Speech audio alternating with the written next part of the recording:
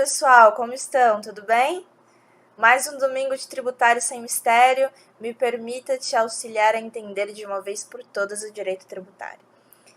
O domingo de hoje resolvi dedicar à resolução de questões.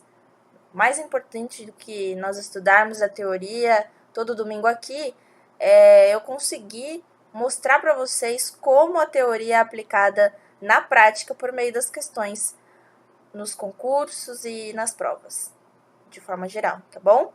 Especialmente, como o canal aqui é mais voltado ao exame da ordem, eu trouxe hoje questões do exame da ordem, tá? São apenas 6 questões, rapidinho, só para a gente verificar se realmente nós fixamos tudo que nós estamos estudando esses domingos até agora, ok? No próximo domingo, eu avanço no conteúdo com vocês e irei dar início às limitações ao poder de tributar, tá? Vou começar a falar de princípios para vocês. Então, vamos lá. A primeira questão aqui que eu trouxe é de 2018, do ano passado, do exame 26, da primeira fase. Então, vamos lá. José, deixa eu pegar aqui a minha canetinha, para já... José, preocupado com o meio ambiente, faz uso de um processo caseiro de transformação do lixo orgânico em adubo, bem como separa o lixo inorgânico, destinando-o à reciclagem. Por isso, sempre que os caminhões que prestam serviço público de coleta de lixo passam por sua casa, não encontram lixo a ser recolhido. José, então, se insurge contra a cobrança da taxa municipal de coleta de lixo proveniente de imóveis, alegando que, como não faz uso do serviço, a cobrança em relação a ele é indevida. Então, estamos falando aqui da cobrança... peguei errado. Marca texto. Problemas técnicos. Estamos falando aqui da taxa municipal de coleta de lixo, certo? Ele alegou que não faz uso do serviço e que por isso a cobrança é indevida. O que a gente aprendeu em taxas? Antes de ler as alternativas, vamos entender. O que nós aprendemos sobre a taxa? Que a taxa ela é devida em relação a um serviço de utilização efetiva ou potencial, ou seja, contribuinte usa, paga. Não usa, mas está à disposição para ele usar, também paga.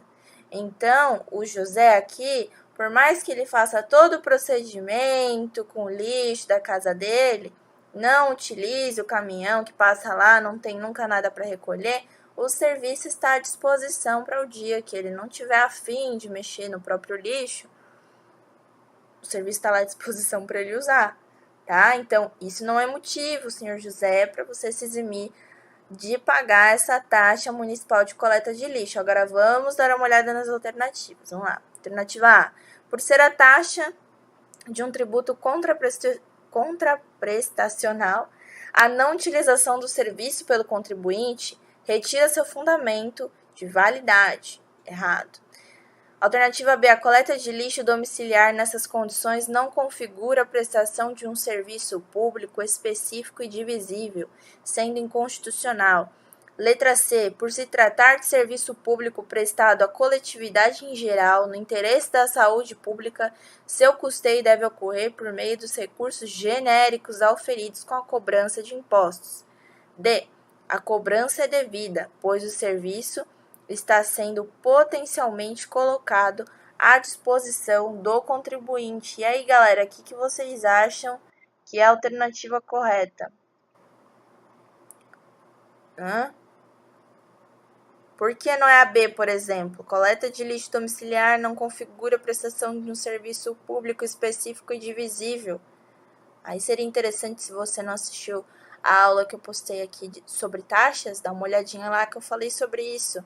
Serviço de coleta de lixo é sim específico e divisível, uma vez que fazem o cálculo dessa taxa considerando a metragem do imóvel, o número de cômodos, né? Se ela é inconstitucional ou constitucional sob outros aspectos, que eu também comentei já em um artigo lá na página também, se você quiser dar uma olhadinha, lá no meu site, que está aqui no rodapé do slide, tem um artigo que eu postei sobre a taxa e que eu faço algumas reflexões sobre a constitucionalidade ou não, né? Mas isso é uma discussão, uma outra discussão, né? O fato é que hoje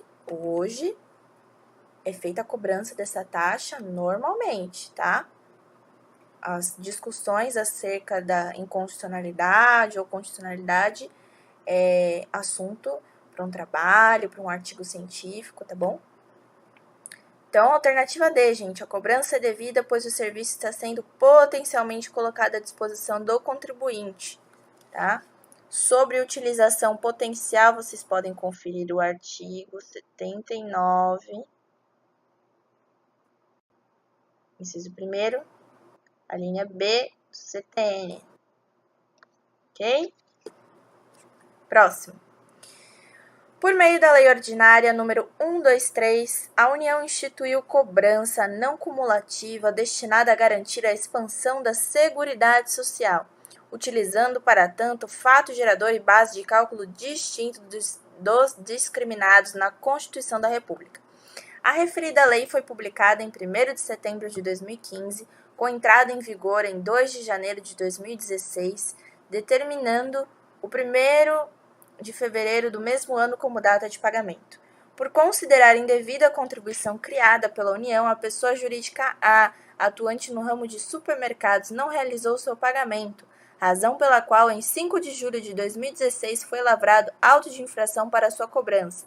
Considerando a situação em comento, assinale a opção que indica o argumento que poderá ser alegado pelo contribuinte para impugnar a referida cobrança. Gente, esse é o clássico tipo de questão que é gigante o enunciado, mas apenas uma informação importante. E aí tá a diferença de você fazer um estudo por questão.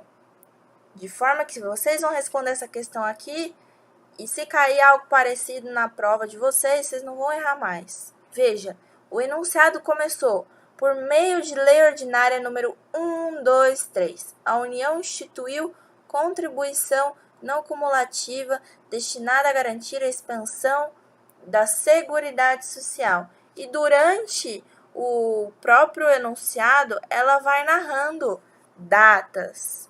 Ó, tem data de publicação, data que entrou em vigor, data de pagamento.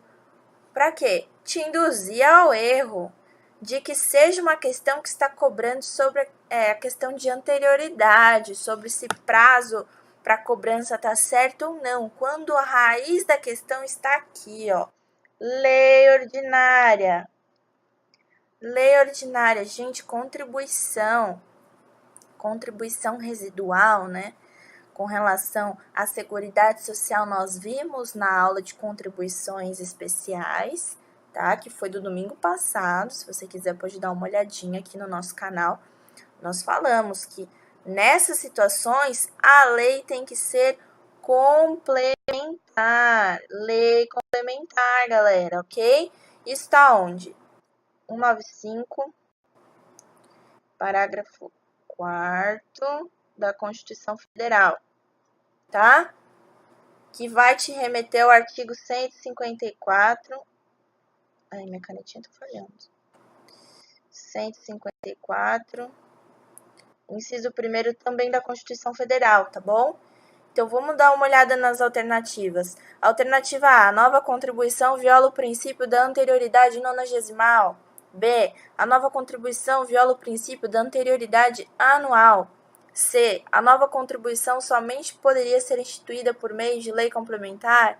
D, a Constituição da República veda a instituição de contribuições não cumulativas. E aí, galera? Tá bem claro, né? Alternativa C. Alternativa C.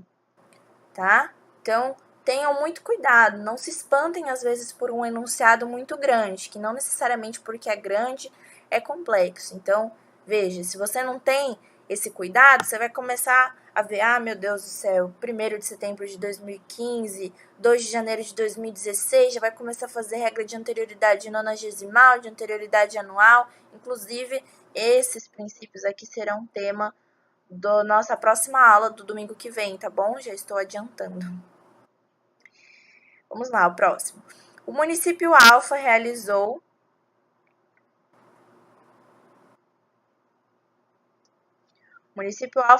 obras nas praças públicas de determinado bairro, incluindo iluminação e arborização.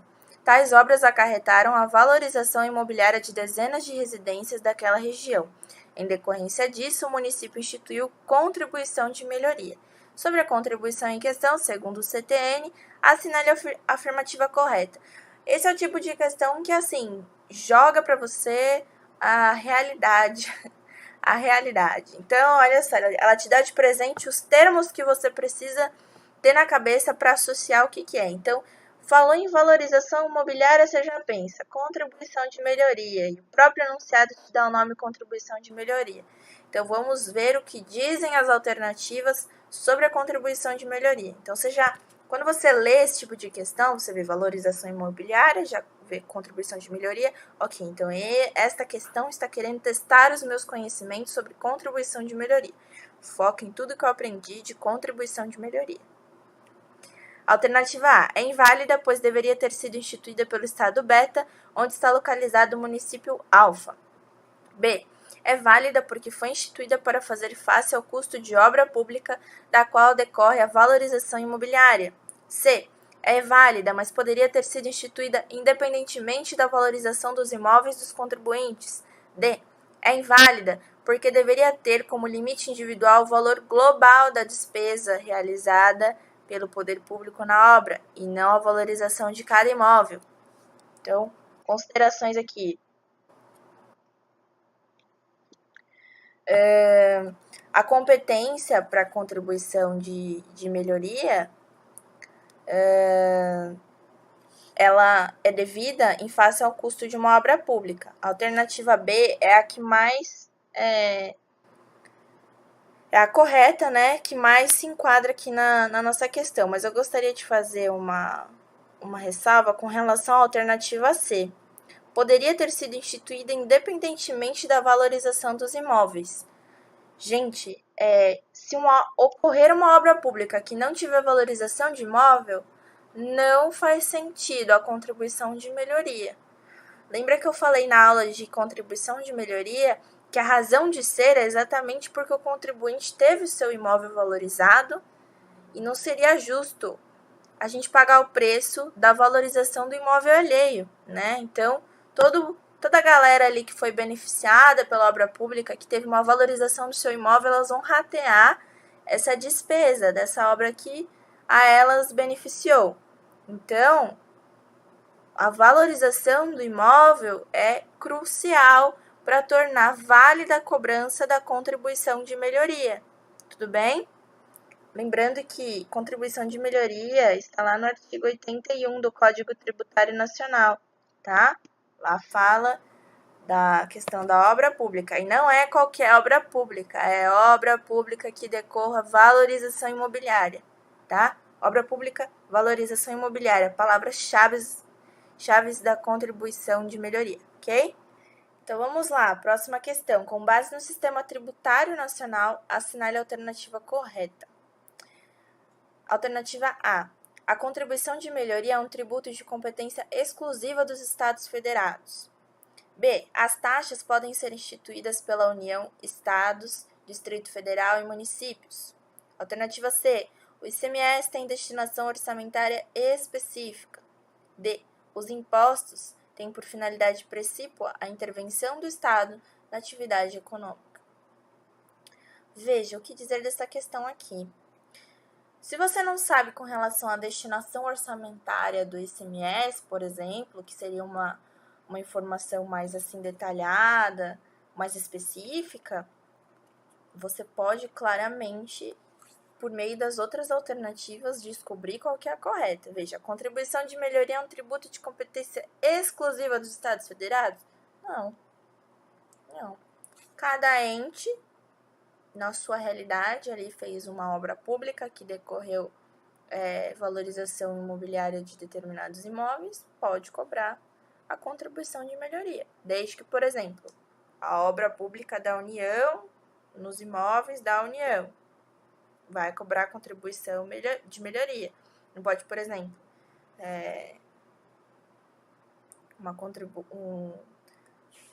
uma obra pública no Estado e a União cobra a contribuição de melhoria. Não pode. Cada ente com suas atribuições, ok? As taxas podem ser instituídas pela União, Estados, Distrito Federal e município. Sim, é competência concorrente. Essa daqui já, de pronto, é a alternativa correta.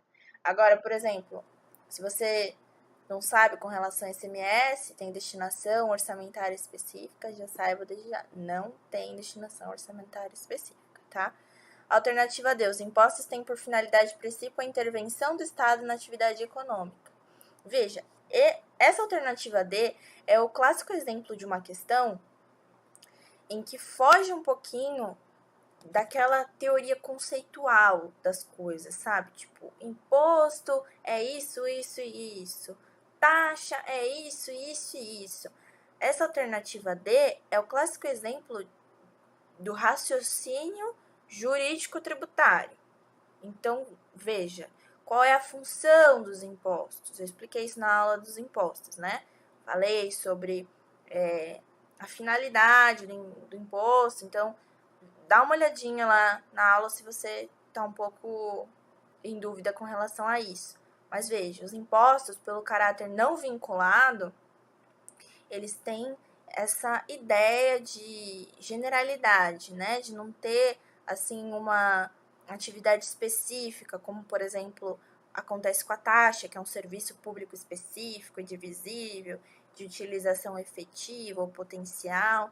Então, os impostos, eles custeiam atividades gerais, né? Do ente político. Só que essa é a atividade primordial dos impostos, são atividades genéricas, gerais, né? Mas existe, sim, uma finalidade do Estado intervir na atividade econômica, que é o que acontece com os impostos extras fiscais, tá? Tipo, imposto de importação, imposto de exportação, como eu falei lá na aula, né? Por exemplo, quando o ente quer desestimular ou estimular importação, exportação, ele mexe nas alíquotas, né? Por isso que tem uma regrinha especial com relação à vigência da alteração das alíquotas, quando é feita pelo Poder Executivo, que nós vamos ver isso detalhadamente no domingo que vem, quando eu falar sobre a anterioridade, tá bom? Então, assim, a finalidade principal não é do Estado intervir na atividade econômica. Essa é uma função primordial da espécie de imposto extrafiscal, tá? Mas, de forma geral, o imposto ele tem atividade primordial de custear serviços gerais do Estado, do ente político em questão, tá bom? Próximo. José, contribuinte do IPTU, reside em imóvel de sua propriedade, de frente a uma praça municipal. A prefeitura local canalizou ali um córrego, asfaltou as ruas adjacentes à praça, arborizando-a e ajardinando-a. Por consequência, a casa de José aumentou de preço. Em face do exposto, José, em razão da valorização de sua propriedade, está potencialmente. E aí? Falei no enunciado e tô querendo falar, dizer o que aqui, hein? Alternativa A, sujeito ao pagamento apenas do IPTU? B, sujeito ao pagamento da taxa pela utilização de serviços públicos específicos e divisíveis? C, livre da exigência de qualquer outro tributo, pois já é contribuinte do IPTU e com base na arrecadação deste tributo é que foram feitas as obras. D, sujeito ao pagamento de contribuição de melhoria. Por que eu trouxe essa questão? Outra questão de contribuição de melhoria, para te mostrar que às vezes o enunciado não vai falar, tudo bem que aqui falou valorização de propriedade, tá? Mas veja, ele começou, mora numa praça, a prefeitura canalizou ali um córrego, asfaltou rua, arborizou a praça, jardinou, enfim. Ele disse especificamente que fez uma obra pública? Não. Mas ele te deu todos os elementos que você precisa para entender que foram melhorias, que valorizou a propriedade, tá? Então, assim, uma obra pública, o asfaltamento, uma canalização de um córrego, são reparos, são obras que o poder público fez ali naquela localidade que decorreu a valorização da propriedade. Então, a alternativa correta aqui é a D.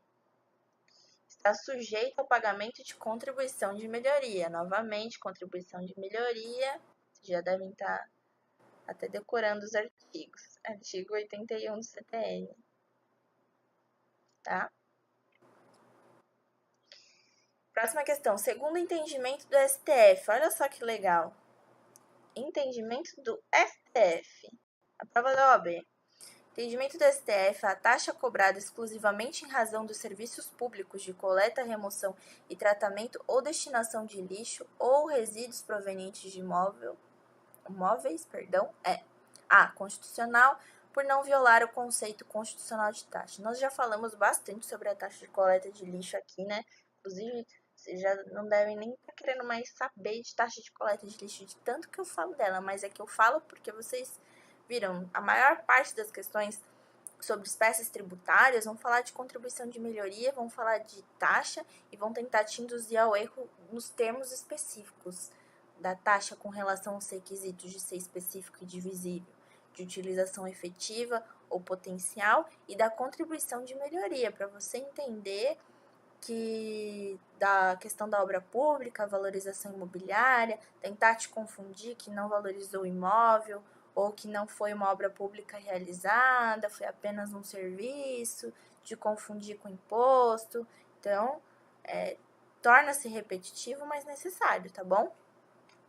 Então, não viola o conceito constitucional de taxa. Na aula de taxa, nós já comentamos os termos específicos. Se você quiser, pode dar uma olhadinha lá, tá bom? Então, veja que a prova da ordem gosta bastante da taxa de coleta de lixo, né?